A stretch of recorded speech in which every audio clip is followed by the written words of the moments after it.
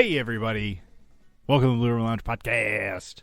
Welcome back to the Blue Ribbon Lounge Podcast. Pew, pew, pew. Open up your ears, and we'll deliver you some past, you future beautiful babies. Yes, to your present. We got a good episode, I think. It was interesting. Yeah. So I was at a family get-together, and apparently one of my cousins is a little bit of a conspiracy nut, and him and my brother were surrounding like my aunt, who was like 70 in her 70s, and they were talking about the end of the world, and when the world stops spinning, the oceans will keep moving and it'll flood everything, and then you gotta wait until a huge asteroid hits the world and then it starts spinning again. And I was like, oh my gosh, you guys are going crazy. But if everything stopped, everything would keep moving. We would just fly in whatever direction. Just goes. But it was pretty funny. You do anything since the past episode?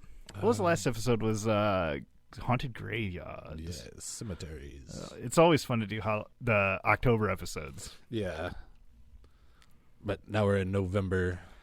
You do No Shave November, Dave? You're looking pretty thick. No, I'm gonna do No Fun November. No Fun November again. Well, I had all these psychedelic mushrooms, but I guess we can't do them now. Man, did I tell you I supported the Kickstarter for that Arby's guy? Yeah, Pontuitous. Onyx Fortuitous. Onyx Fortuitous. Yeah. And the movie is Onyx Fortuitous and the Talisman of Souls. It has been kind of a runaround because like he took his movie to that what do you call it, like Sundance, and he's been having his movie everywhere, and I still haven't gotten my Kickstarter reward of the movie in digital format. Yeah. But it was playing at the Davenport Theater. Yeah. And so I went at 10 o'clock at night on like a Thursday, and Dave, it was probably one of the best movies I've seen in a long time. Really? Yes. It was like, he talks about like a lot of his inspiration are like old, like 70s kind of campy horror movies. Yeah. Like Gremlins is one of them he talks about a lot. Yeah, I think you were saying that. Yeah. And this movie, it was great. It had great effects. The plot line was good. All the characters were good. It looked really good. It was super cool. There was a meatloaf scene. Yeah. Oh, dude, it had everything I could have ever imagined. Would you compare it to Studio 666? I would compare it almost exactly to that, except like in the realm of campiness. Yeah. I think done better. Okay. Just because it wasn't so like laser focused on the music side of it. Right. So I went to the Davenport theaters. They got those luxury recliners. Yeah. It was me and two other people. Really? Yeah. And he did have my name in the Kickstarter credits. Oh, cool. Spelled wrong. Spelled wrong? Yes. Is it IE? It was nickel. Nickel. Yeah. So whatever that is. Right. If this is your first time listening, I don't know if we ever do this. I'm Matt Nicky. I'm Dave. That's Dave. I don't know. Your sister is the only one who listens, so. But if you are new and listening, hit up our Facebook page. Should be in the show notes. Just search up Blue Ribbon Lounge Podcast in Facebook. We always try to post some fun stuff there. Yeah. Usually pertains to the episode that just comes out. Yeah. Man, I saw all sorts of movies. Have you heard of this Skinamarink? I have heard of Skinamarink. Have you seen it? No. So this it's obviously November, but we're rolling off the tail end of the spooky season. Yeah, it's the first. Yeah, my wife had to watch it because she got suggested to it, and it was on some list of best horror movies. I will give them that it was very artsy, very interesting. Yeah, like like you said, artsy. My wife compared it to like Blair Witch in that it was shot very oddly. Yeah. And it's like more atmospheric. Yes.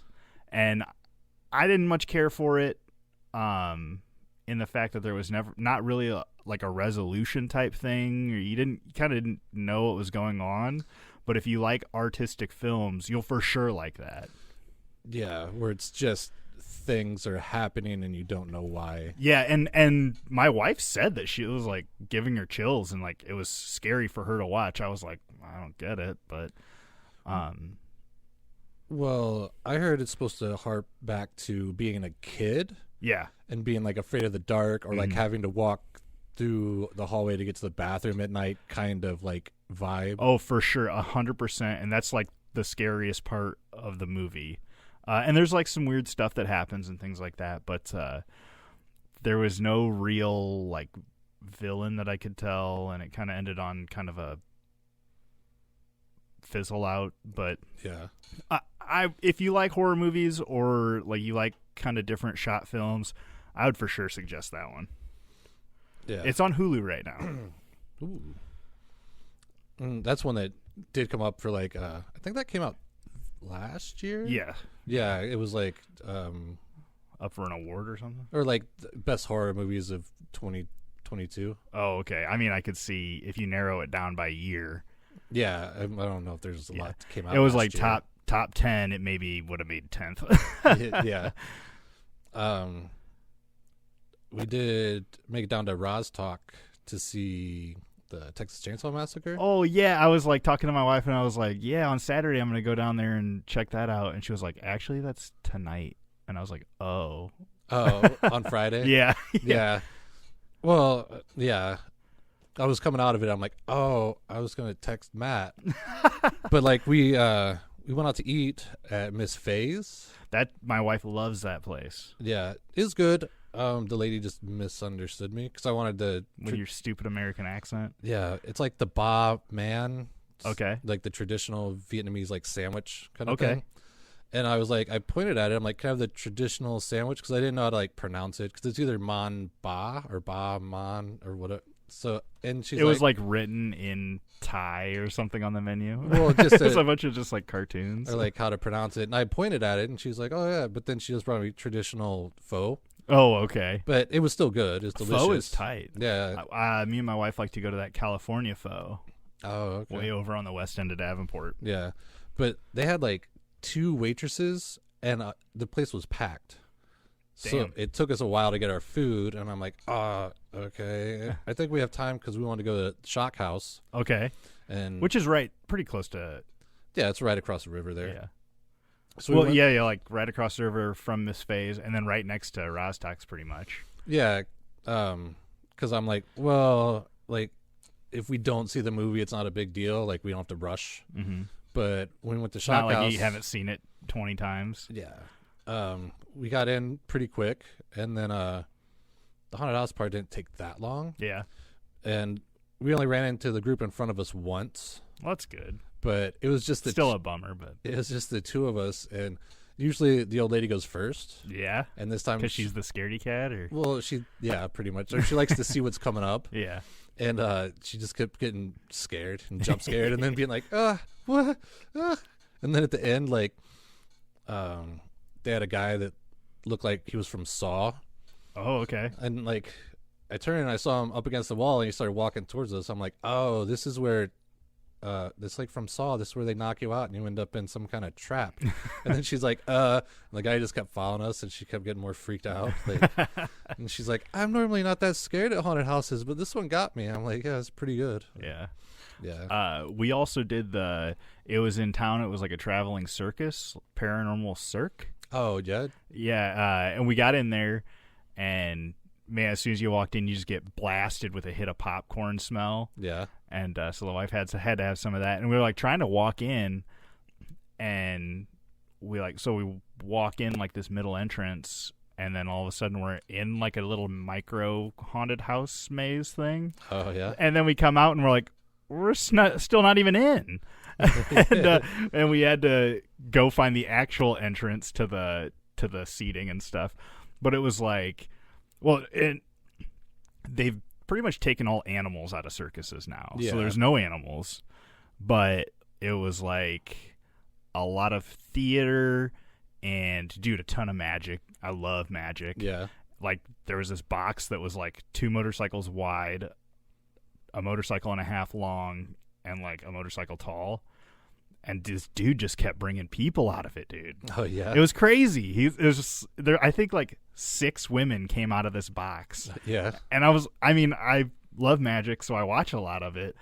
And even some of the like how they do it stuff. Or you remember that masked magician yeah, that would like reveal secrets on TV? right. And like I'm trying to find all the smoke and mirrors, but dude, I couldn't see anything. Yeah. And these women just kept coming out of this box. And there was like a little burlesque routine, and they had one of those like, it's like a offset wheel, and the guy runs in it and makes it spin and stuff. And it was a pretty big production. It was a good time. Yeah, it was worth it. Oh, for sure. Yeah. Because I saw that too, and I was like, that might be an interesting one to go see. Yeah, it was a good time. If it comes, we saw some people there that we knew and we're talking to them. They said that it's come around here a few times. So Oh, really? maybe I'll have to hit that up next time for review on the Yeah, pod. it comes through. Yeah, Yeah. yeah. But yeah, I made it down to Rostock. That was the first time I was been there. Really? Ever? Yeah, Wow. and it's very it reminded me of like beatnik type stuff Super beatnik. because it's like hipstery, but yeah, I thought like people were gonna start snapping. I'm like, I can come down here and do slam poetry. This would be great. We all know Dave loves his slam poetry. Yeah. But we were able to make it in time to see Texas Chainsaw Massacre, and yeah, it was not. The movie was fine.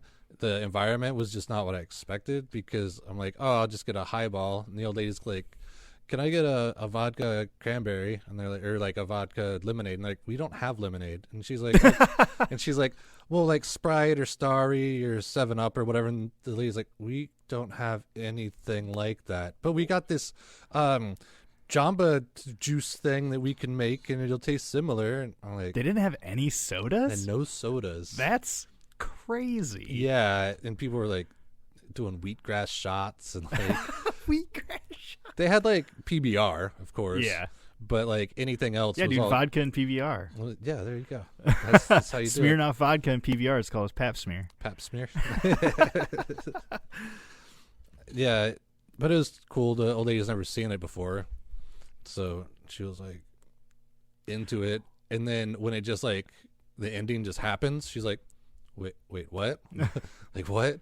But it was cool because when there was everybody applauded. Yeah. There was a round of applause for it. That's cool.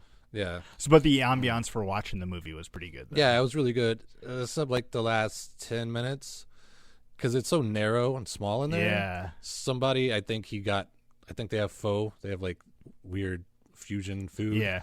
And at first they had popcorn and you could smell it. Like you said, I'm like, oh, maybe I'll go get popcorn. But then this guy ordered some pho, and then when he walked through it, just the whole place stunk like it. And I'm like, It was like soup. oh, man. Asian soup. Yeah. Oh, and I did run into Jason Deathstitch down there. Hell yeah. How was he doing? He was doing good. Was he running around and stuff? Yeah, he was running around doing a raffle. I just happened to okay. catch him while he was refilling his PBR. And he was impressed because he's like, that's the first time that Texas Chainsaw had gotten a ovation like that. Oh, that's cool. Yeah, but we didn't stick around to watch Halloween 3 because it was Yeah. already like 10:30 and we're old people. Yeah, Jason commits, man. Yeah, I don't know how you could do it for 12 hours. He's the man to do it. Yeah, he is very committed. I was talking to him. I was texting him the other day. I think we should do next year, write a horror, like a low budget horror movie. Right, a horror movie? Yeah, on a podcast. But that's a year from now, so it Oh, could change. do like the Kevin Smith Walrus? Tusk. Yeah. Yeah. Yeah. That could work because we go over like tropes and stuff like that from horror movies. Yeah. And then looking forward to Rocky Horror this weekend. Yeah, Friday. This weekend, the past weekend for you future folk. Yes, the weekend before this comes out. So we'll probably talk about it the episode after. Possibly. That's 2 Yeah. weeks from now. Yeah, probably forget all about it, actually. Yeah. And Sunday, I get to see Ari Shaffir. Oh, tight. Iowa City. Iowa City, nice. Yeah. What's his tour called right now?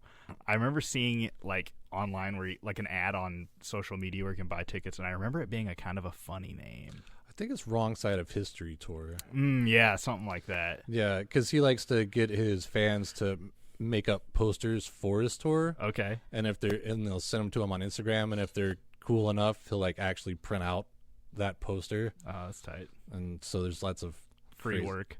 Yeah, free work, but also like people being like, "Oh, here's Ari Shaffir with a Hitler mustache," or, like being the wrong side. Well, and I feel like that's a big thing right now. Like I think Joe Rogan kind of started it, where like they just put his face on like a really famous picture.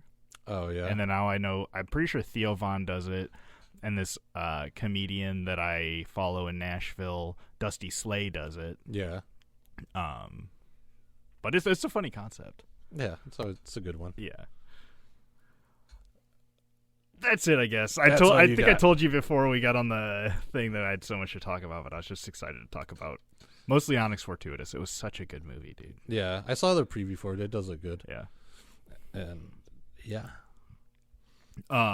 So I was at this family get together, and my cousin was talking to I think it was his mom. My aunt. I think him and another cousin, same mom, and their brother is from a different mom, same dad, my dad's brother. But they were talking about, she was talking about living with one of my uncles, because we were talking about just a bunch of family stories, and he was like, when he lived with her, he was always watching the news and like really into shadow government stuff. And she was like, "Oh, you gotta listen to this Trilateral Commission, and they're really doing all this stuff behind the scenes." So I wanted to look that up for this episode. And what do you got on Trilateral Commission? Oh, Trilateral Commission, organization of private citizens, founded in 1973. It was founded principally by the American banker David Rockefeller. Yes. And it's to confront challenges posed by the growing interdependence of the United States, Canada, Japan, and Western Europe to encourage greater cooperation between them. Yeah. And it seemed like this was all really built off this other meeting called the Bilderberg Group, which it sounded like David Rockefeller went there in like the early 1970s. 1970s sounds like it's forever ago. I could have just said the 70s, I suppose. 50, it's like 50 years. That's true. And I guess he wasn't quite satisfied with what they were trying to do, so he broke off and started this Trilateral Commission. But yeah, it's all about these high-level politicians and business owners and labor leaders, scholars, bankers, industrial elites. Yeah, they have a lot of members, like Carter was one of them. Carter, and then when he eventually got elected, he brought a bunch of them into the White House with him to be in his part of his cabinet. Yeah, and Bush was also in it. Yep, Bush, and that was Bush Senior, right? Yeah, that's what I thought. HW. Yeah. I just call him just Bush. But a lot of the members were bigwigs in like Harvard, Boeing, a bunch of international banks, a couple of Department of Justice people. Yeah, like places like J.P. Morgan, Exxon, AT&T, Mobil, Chase Manhattan Bank. Yeah. John Hopkins, GE, Pepsi, Nabisco, Samsung, like the Bridgewater Investment Group. All these people getting together. Bridgewater Triangle? No. Oh, okay. It's an investment group. Oh, okay. But yeah, there is also a triangle. Yeah. And it's just like all these huge people getting together. I can't. And this is maybe this would have been a good episode to get fucking Justin X on here. Yeah. But it's like, and this is what we talk about in the Jam Show for the most part, just all these high-level people coming together. Like, what could they possibly be talking about? It's not like they're making policies or anything, but they're like leading what's that word called where you like give money to politicians so they'll do shit for you? A lobby. Lobbying for this stuff. Yeah. Well, they're more like a think tank. That's the like public word for it. Yeah. Yeah, but what is it? Because they're kind of like a think tank, but their thing reflects powerful commercial and political interests, committed to private enterprise and stronger collective management of global problems. Yeah, is kind of what they say. And I had listened. They have a bunch of public meetings online. If you look up, first of all, this was all stemmed from Bilderberg, which is a way more secret thing. It's like Alex Jones stuff. Yeah. Like he was when you look up Bilderberg, it's a lot of stuff from Alex Jones talking about shadow government stuff. Yeah, because they don't post where they meet or they're like minutes from their meetings. Yeah. And it's like not even the media knows where they are until they start seeing until they're like scouring around and somebody posts on the internet or like contacts people like, I just saw these guys go into this hotel somewhere and they meet for like 3 days. Nobody's allowed in there. And then it disperses. Yeah. Well, when you have, say, like 40 high-powered CEOs all in one place, you kind of want to keep it private. Yeah. Because that's, some terrorist or something, or some weird mass shooter can just pop in and take out a bunch of people. I didn't consider that. That's why they got to kind of keep it private. I guess I'm not the first one to start. I guess I'm not first on my mind isn't mass shooting, Dave. Well, I'm just I'm just kidding. No, that makes sense. Yeah, and the meeting minutes I watched, it was essentially just like the news. Yeah. And there was only like 10 people that talked. But this Trilateral Commission has like 107 members from North America, 150 from Western Europe, 117 from Pacific Asian area. And they have like 3-year annual budgets of like millions of dollars, and they hold 3 annual meetings a year, and they rotate where the meetings are, whether it be North America, Europe, or Asia. Pacific Asia. Yeah. They have headquarters in D.C., Paris, and Tokyo, and each branch has a full-time staff. Yeah. And like council members and stuff like that. Yeah.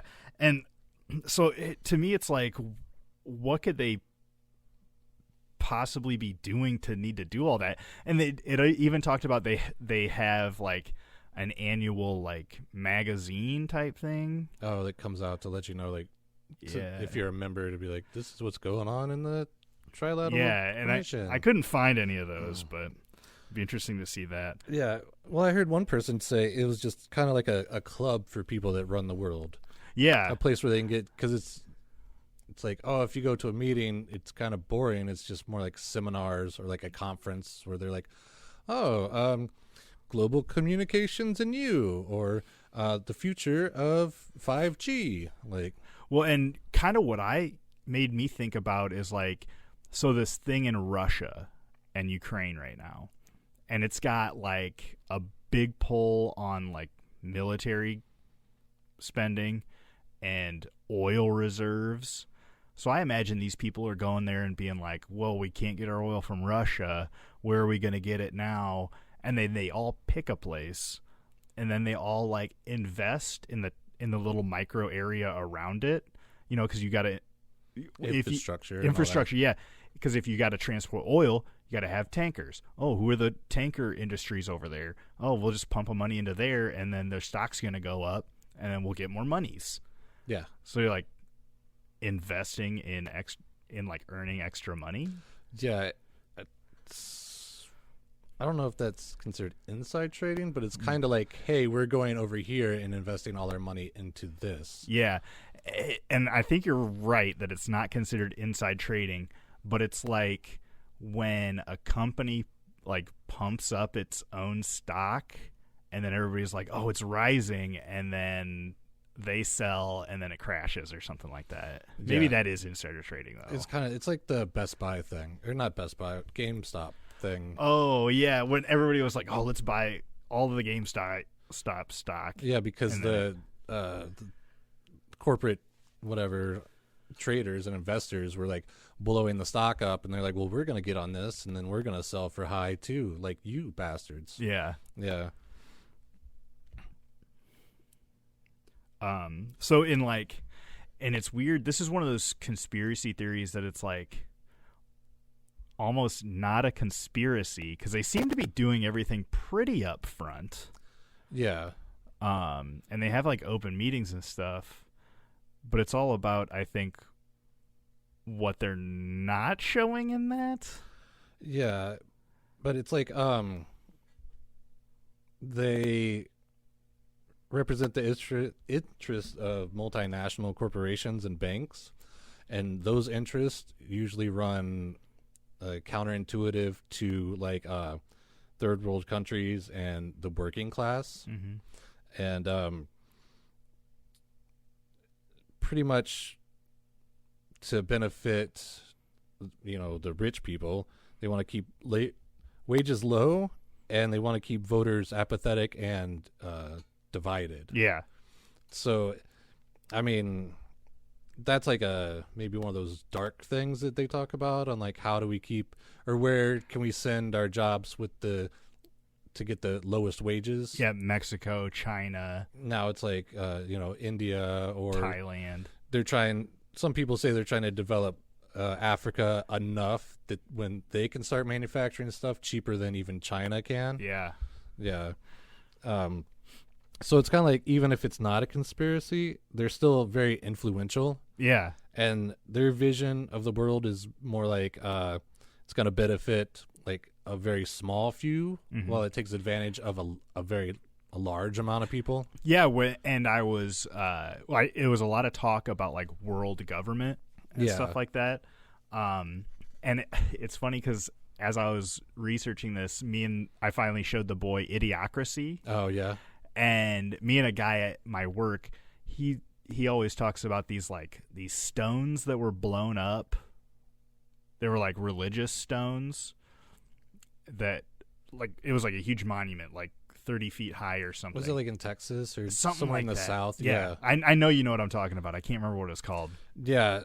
It was like some randomly commissioned, supposedly art, but it had all these like cryptic things on it. And I know what you're talking about. I'm not 100% on it. The Georgia Guidestones. Yeah. And a lot of it was talking about how they were trying to like get like a mass what's it called when you can't have kids? Like neutering, or like yeah, sterilization. Sterilization, yeah. I think these Guidestones had said something about like the government's going to try to mass sterilize people so that like the 1% can't reproduce to be more influential or something like that. Okay. But if you watch Idiocracy, it's kind of the opposite. And I was talking to him about like, what do poor people have to do? Like rich people, you can go to your country club or your beach house or your ski resort trips. All poor people have to do is fucking drink and smoke weed, you know? Yeah. And now weed's legal, so why even do that? But so there's gonna be forever an influx of lower class people and now they don't have access to abortion, right? And then so, the religious people don't want contraceptives. Insurance to pay for contraceptives. Yeah. And so you're just going to continue to have a mass amount of underprivileged people, and that's going to equal more and more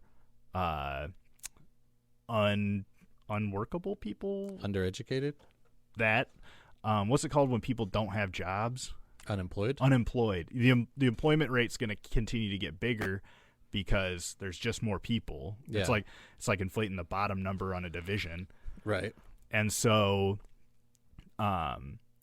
you have more people to pick from for your $7 an hour jobs. Right. You know?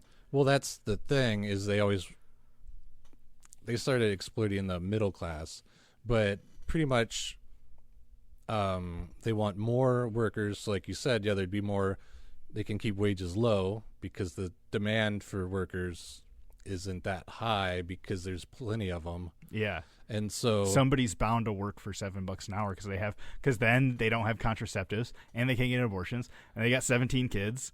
Yeah. And if you cut back Medicare and Medicaid and Social Security and take away your EBT plans and WIC and all that, then they have to get a job. And then, but at the same time, they're like, well, we can automate stuff and do this for cheap. Yes. And so they're like fighting them, you know, they're getting you at both ends. Exactly. Damn. We're making the weapons of our own demise. Pretty much.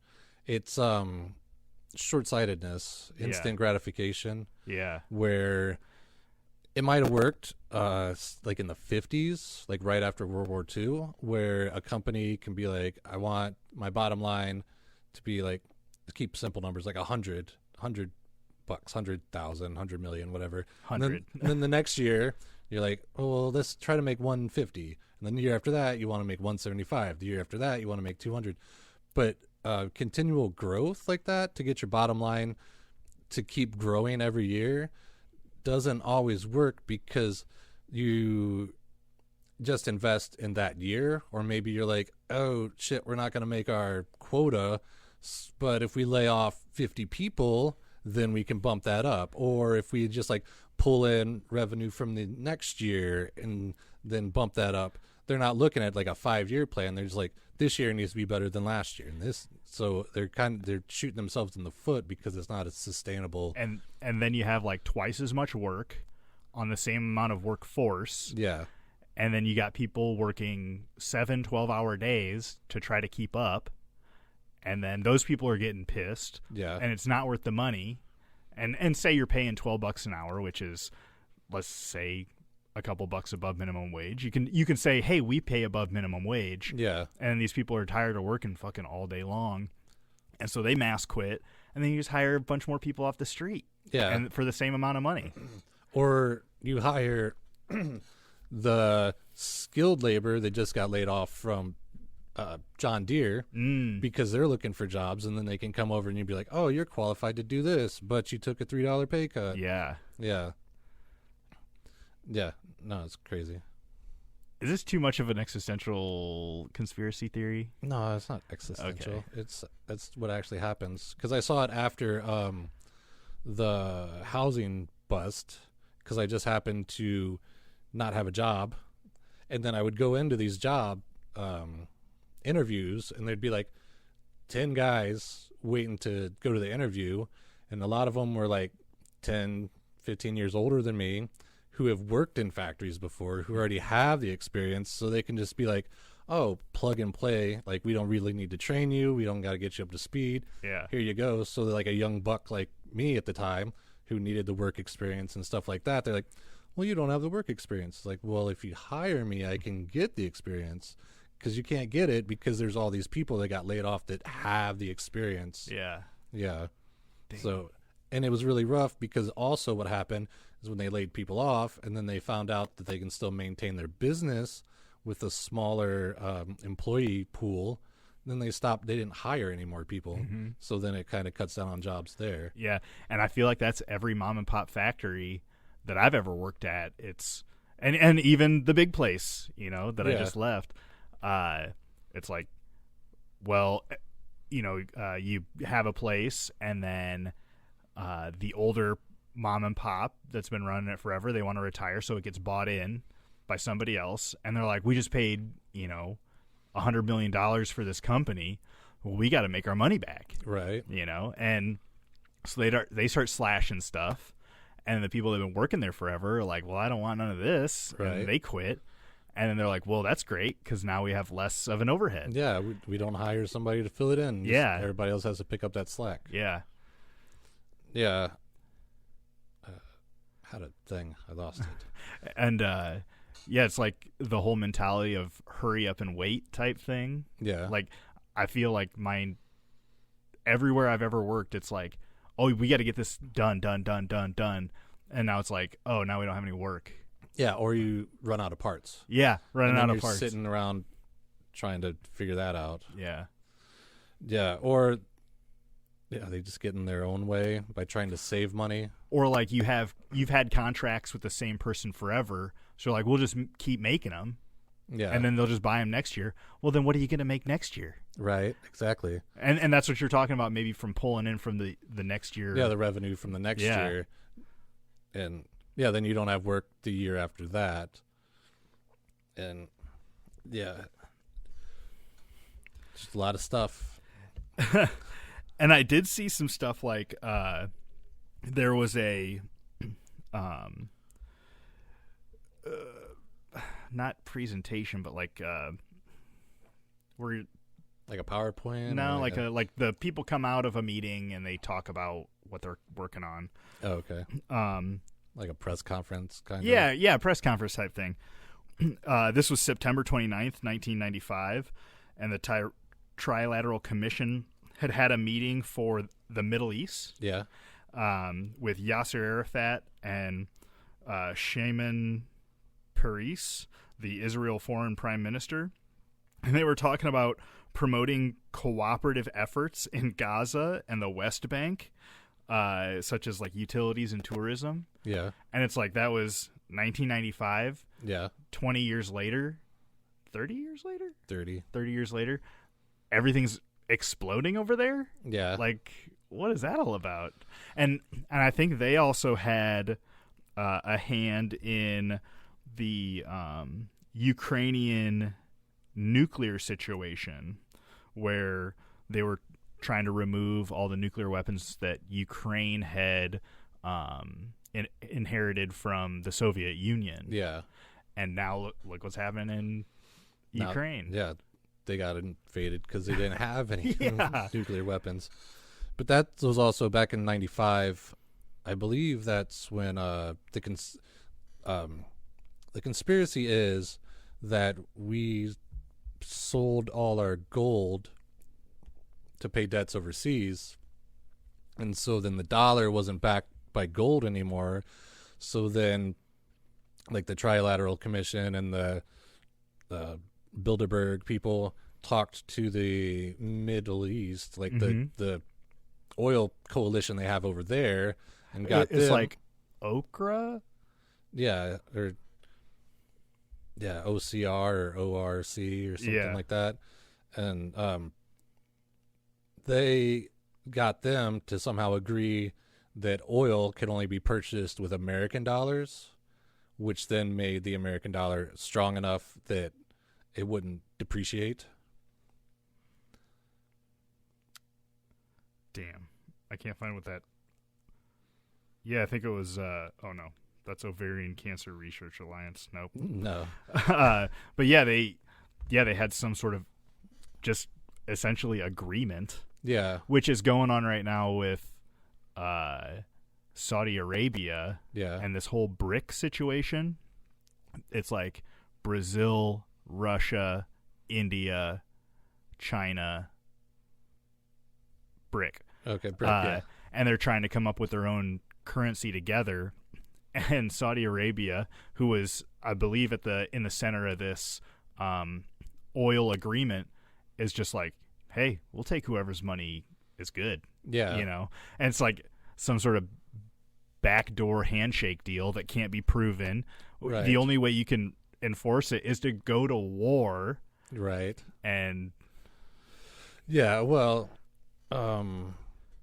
this also goes to the thing where the U.S. has been a superpower for a long time, but has kind of not done a good job. Oh, God, no. Like, yeah, because even back in the early 2000s and going overseas and stuff, it is pretty much like there's the United States and then there's the rest of the world. Yeah. And it's like the thinking is way different. Mm-hmm. And it's really weird because when you like watch the news or movies and stuff like Hostel and all these like horror movies and then these international like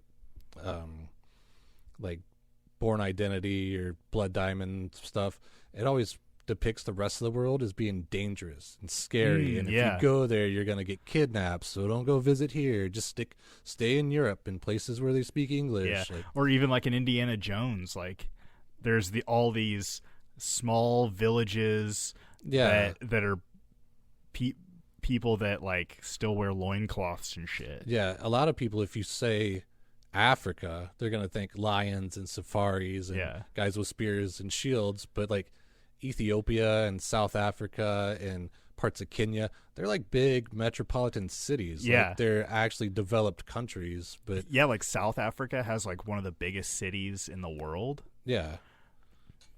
Like Cape Town, I think is something like that. And even like in those smaller, essentially like desertland areas, they have communities that like my cousin who was in town that kind of sparked this whole thing, he's gone to Africa twice to big game hunt. Yeah. And now I'm not huge into big game hunting, and he was kind of talking about the benefits and stuff. You know, he goes over there and gives his money. And that all goes back to the community and stuff like that. And a lot of the meat or the game that they kill go to feeding like some of these tribes and things that. Yeah, and they had a tiger sanctuary there. Okay. So everything he shot, the meat, they did eat some of the meat, but the majority of it went to the tigers and keeping them fed. And so it's like what do we have? We can't grow crops here. Right. But we got a shitload of gazelle, and giraffes, I guess. I don't know. Yeah. But it's like, how do you get money when you don't have big factories, when you don't have, industrialized agriculture like we do in the U.S.? And because it's also one of those things where they have these huge animal preserves, and the way to keep poachers out and people from like devastating populations of animals is kind of counterintuitive, because they have these hunters that come over and pay thousands of dollars to hunt, and then that goes back to the sanctuaries, which actually helps the animals out in the long run. And people just see like, oh no, you're shooting things. Yeah. Like, yeah. And I mean, it's just like everything else. There's a flip side to every coin. Yeah. But also like those third world type countries, like the Trilateral Commission stuff, or even like the new Green Deal, developing countries, when they first start like getting electricity to everybody or getting internet to everybody, they have to start cheap, and cheap is usually dirty, like coal and stuff like that. Because also on the other hand, everybody's bitching about nuclear stuff, because when we started building nuclear power plants, they didn't really know what they were doing, so they would just kind of put in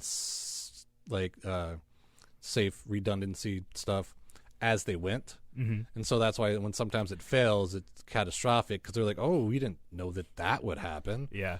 Yeah. And even like you have this big push for like electric cars and stuff, and I haven't done a whole lot of research on it, and obviously I'm not there, I can't tell you firsthand, but I keep hearing like these cobalt mines are being mined by literal slaves and like children and shit in third world countries. Yeah, because it's like not necessarily like slaves per se, but slaves how when the Industrial Revolution happened in America, a big corporation would be like, hey, come work in our coal mine, or come or even like factories, or steel mill. Yeah. And then you would just get paid in company credits to pay to the company store to get food. And if you didn't get enough, you would get credit from the store. So then you had to work longer. You couldn't move. You couldn't do whatever because you owed all this money to the store. So it's kind of like that, where they're not like whipping them slaves, but like we own you kind of slaves. Yeah. And in a country where like you could be making $0 an hour, or you could be making $5 an hour. Yeah. Like most people are going to want to make $5 an hour, even if it's, going into dirty ass factories or mines or whatever like that. Because again, if you don't have access to modern technology, you can only do so much. Yeah. And that's going to leave you with a lot of responsibilities. I think some of these mines, like the more strip mine kind of things, not like going into a whole mine. Yeah. It seemed like they do it like they used to. You know what? I didn't even consider that, Dave. I thought like people were going hundreds of feet into the ground with like a coal cart or whatever. And I'm like, I'm seeing like cartoony ass stuff. Yeah. A lot of it strip mining, because I saw this one, like, where there was like guerrilla journalists who happened to get a camera into like one of these places, and it seems like they just are like they let them go, and then they have their pickaxes and stuff, and they're just chipping away at it. And it reminded me of, they probably still kind of do it, but like picking cotton or like fruit in like California, where they would just kind of get a bunch of people, usually immigrants, and be like, all right, we need all this cotton picked out of this field, or all these apples picked. And then at the end of the day, you bring your bushels up and they weigh it, and then they pay you for what you picked. I think that's kind of like how they do it there. So people are like fighting over each other. They have their kids out there collecting stuff. Yeah. And so at the end of the day, people are probably stabbing each other to get their bags of or they're just not, or whatever. It's dangerous. They're not. They don't have like protocols and stuff like that. It just seemed like kind of like a free for all, and I'm like, that is crazy. Yeah. And that's all those. They're not sustainable. No. And that's like, I definitely agree that like solar and wind and electric shit is important, but it's just like everything else, you know, it's not going to all of a sudden be great. Yeah. And I think that's what people are kind of missing. Is that they're just going to like flip a switch and it's just going to be cool. Yeah. Well, it all goes back to oil companies. Yeah. Yeah. And everybody's like, Joe Biden did this.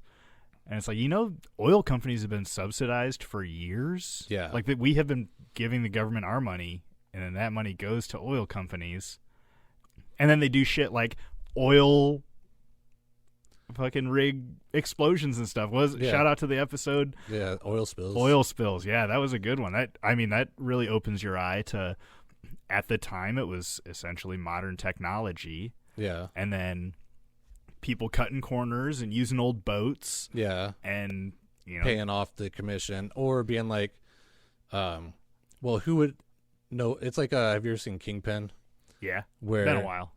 He's like, hey, you want a cigarette? And he's like, no, cigarettes are bad. And he's like, who would know more about the cigarettes than the cigarette companies? And they say they're fine. Now, would they lie to you? Like, and so it's kind of like the oil company. It's like they went to the government, like, who would know more about this stuff? You guys don't, so we do. So we'll tell you what the regulations should be.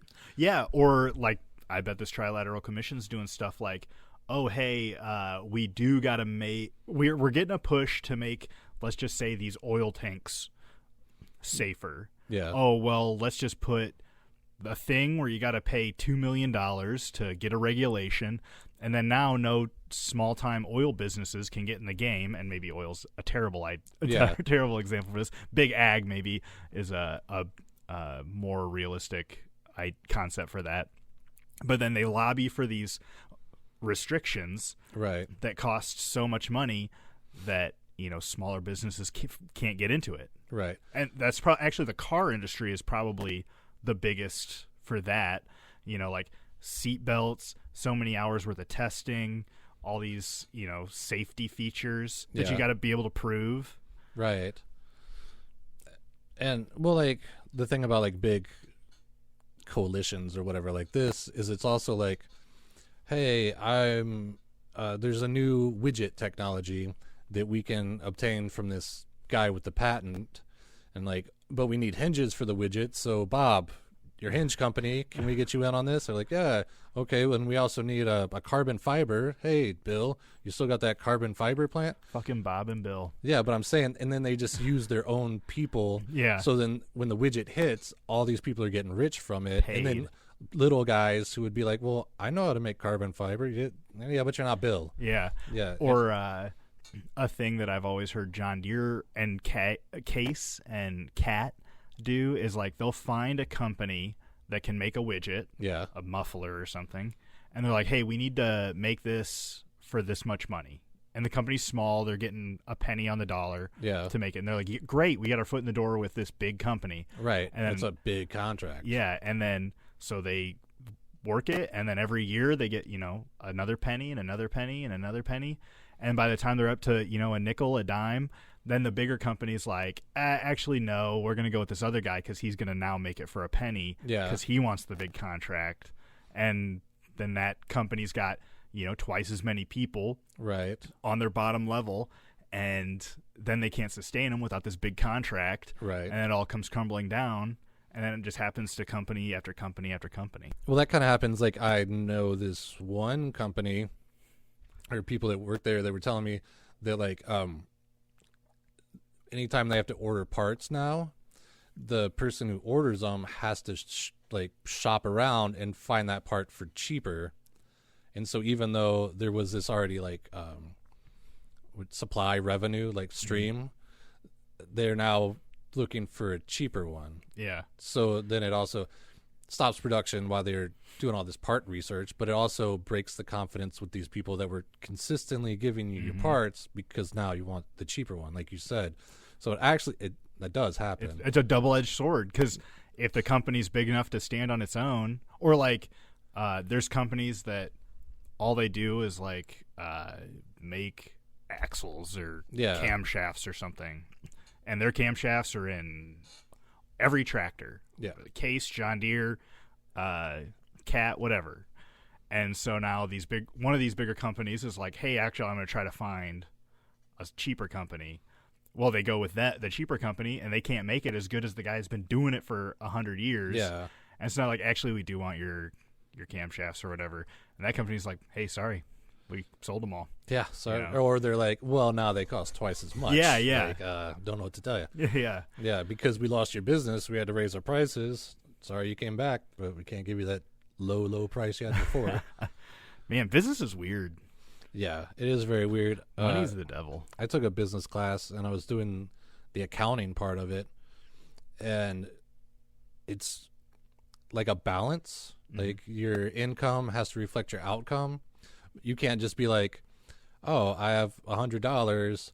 I spent $50 on parts, and I made $200. So then I have 75% profit or whatever. You have to be like, well, you have to show where everything goes. Yeah. And it seems really convoluted, because you're like, well, you got to tell where your in came from. And then, if it's investments or personal or a bank or whatever, and then you have to show where every single penny went. Yeah.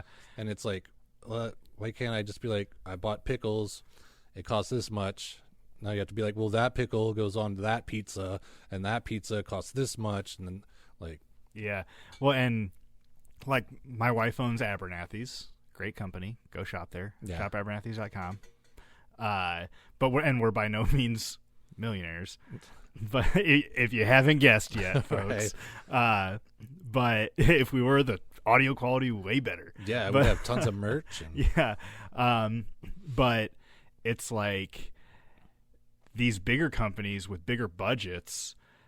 So my wife has certain things she gives to, like Clock Inc. is an LGB community, and then she also gives to Dress for Success and some other women's business stuff. The stuff that she believes in. Yeah, charity. But I worked at this company, and they sponsored a race car, and the race car was owned by the company owner. Yeah. And his brother worked on it, and it was donations and stuff like that. So that was not a revenue stream, but that's where money was going out. Right. And it's kind of double dipping on that one. Yeah.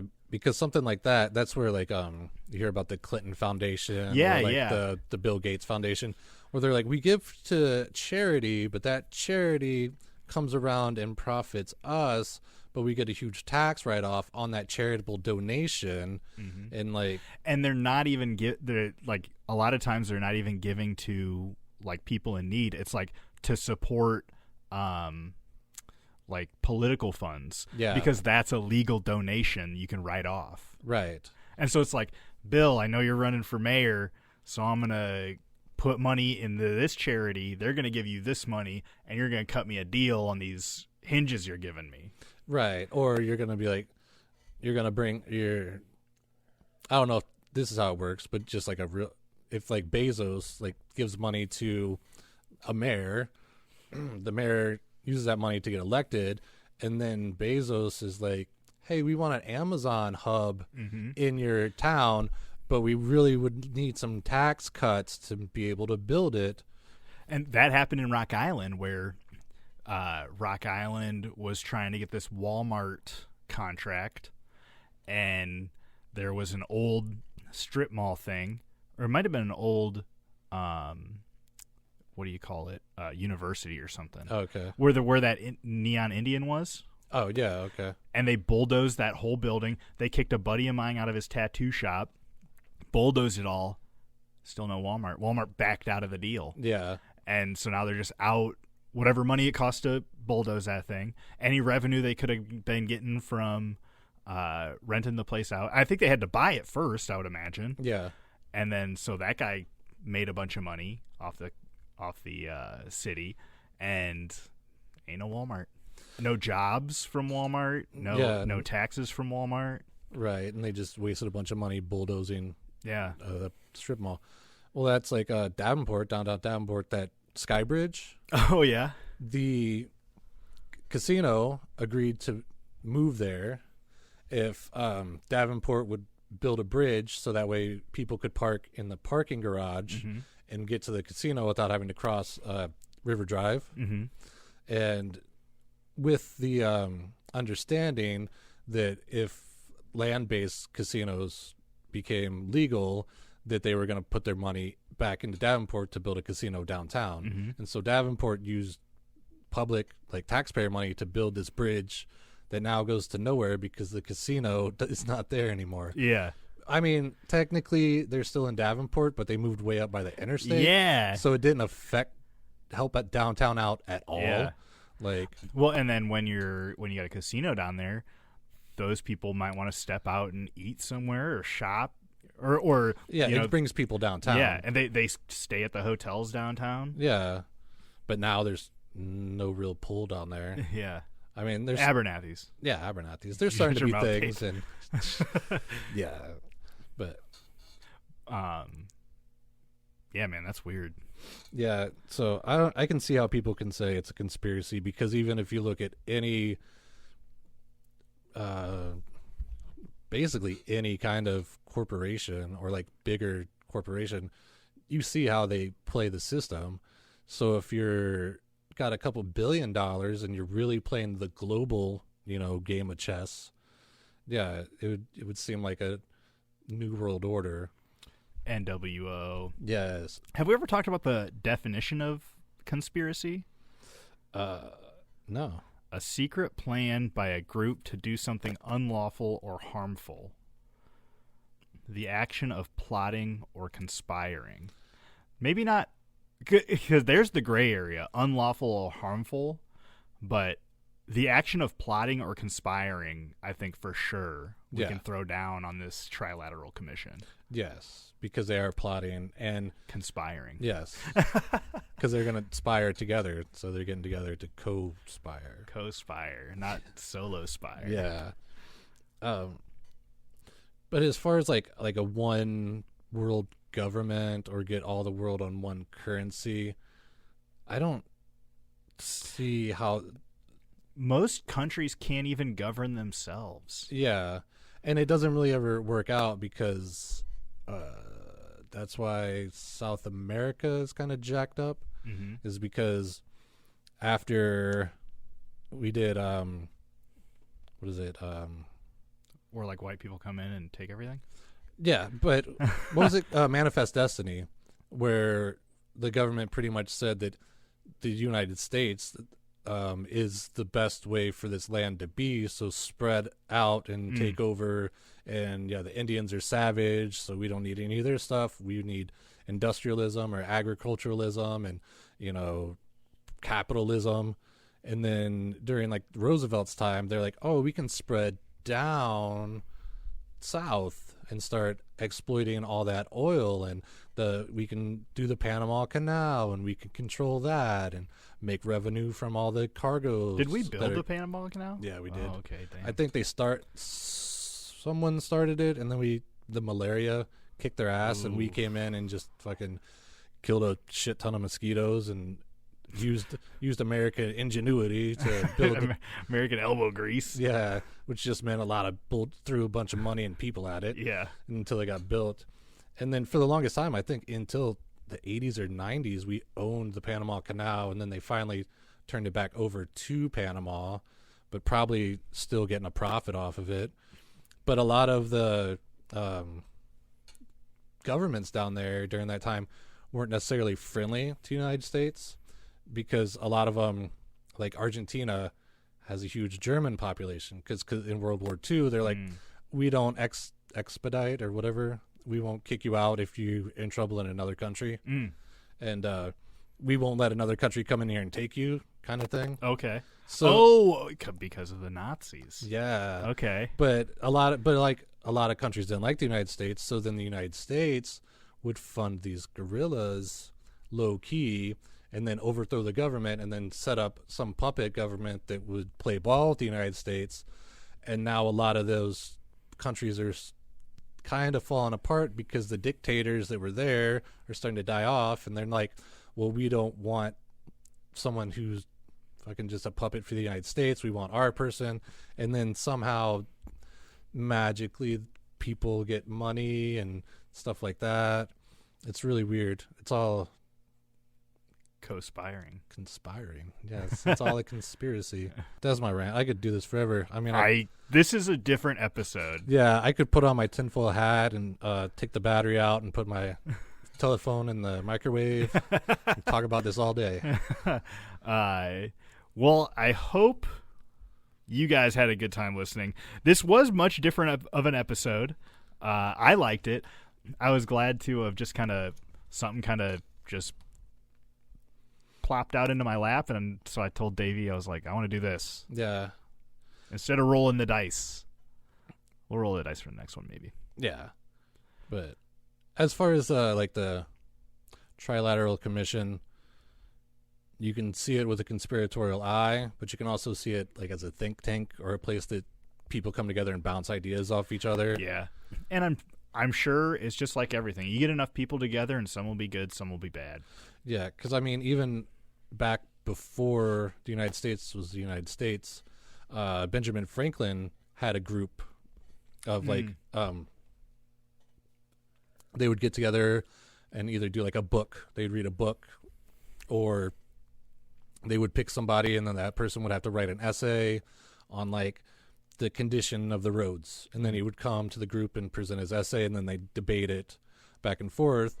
And a lot of that like ended up, setting up the post office and getting libraries, and a lot of those guys were also ended up in the first like Continental Congress. So just because there's big players in the group doesn't necessarily mean that the group is bad. Yeah. If that makes sense. Just the bad players are bad. Just the bad players are bad. The Illuminati and the skulls. Yeah. Those are the bad oones. Yeah. The ones that you can't even hardly look up. Right. The ones you can't find anywhere without just blatant conspiracy all over it. Yeah. I think that's because, man, I just can't get over how hard it was to find a lot of information on these people, the Trilateral Commission, and even more so the Bilderberg Group. Yeah, because if it's just people showing up and doing talks and stuff. Yeah. First of all, how reasonable of a talk can you be if you got 300 people, 400 people? Yeah. But why wouldn't this stuff be out for other people to hear? Why wouldn't you make it public, like TED Talk type stuff? If you look it up on YouTube, they do have it. It'll say like Trilateral Commission. It'll be like an hour and a half video of just whatever they talked about. It's like meeting minutes. Yeah. And I watched a couple of those, and it was just news. Yeah, were they talking about the news? Or yeah, they were. The one I watched the most recently was about the Ukraine war, and it was just like, yeah, Putin is kind of crazy right now, but he's obviously murderous, but is he suicidal? Yeah. And it's like, boy, that's kind of scary to think about. But Yeah. like, how far is he willing to push it? But yeah, it's like you can find this stuff on the news. Yeah. It could just be a place where people come to get information. Like I said, they said it. Yeah. And I said essentially that's, I guess, what me and Justin X do on the Jam Show. We just a couple of white guys getting together and talking. Yeah, like we do bring up like a news article, and then you bounce stuff back and forth. Yeah, I mean, it's kind of the same. They're just, and I guess that's essentially what this episode turned into. This one, yeah. The truth, bringing you the hard truth. Yes, this is the truth. Fair and balanced. What'd you say? They're turning the frogs gay. Interdimensional fucking aliens.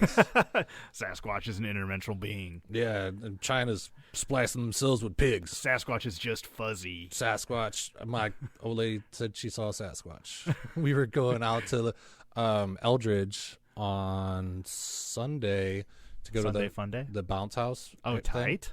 Yeah, and like I was driving, I wasn't paying attention, but I saw like a bunch of birds fly over, and she was like, "So nobody saw what I saw?" I'm like, "What?" And she's like, "I don't know, but it was like walking into the cornfield."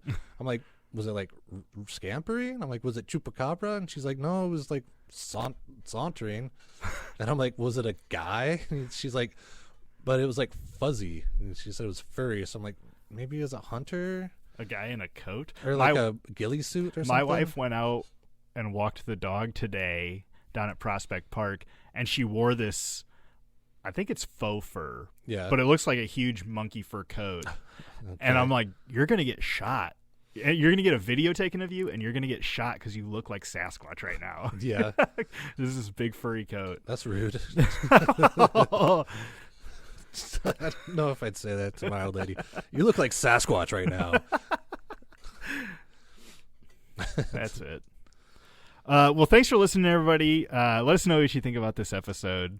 A little bit government conspiracy for you, instead of just the wacky critters that are running around interdimensionally. Yeah, and if I don't know, you want to weigh into it, we have a Facebook page. Yeah, throw your conspiracy out there. Show us your string board where all the points connect. And for the love of God, be good to yourselves. Yes, take care of yourselves. And remember, you miss 100% of the shots you don't take.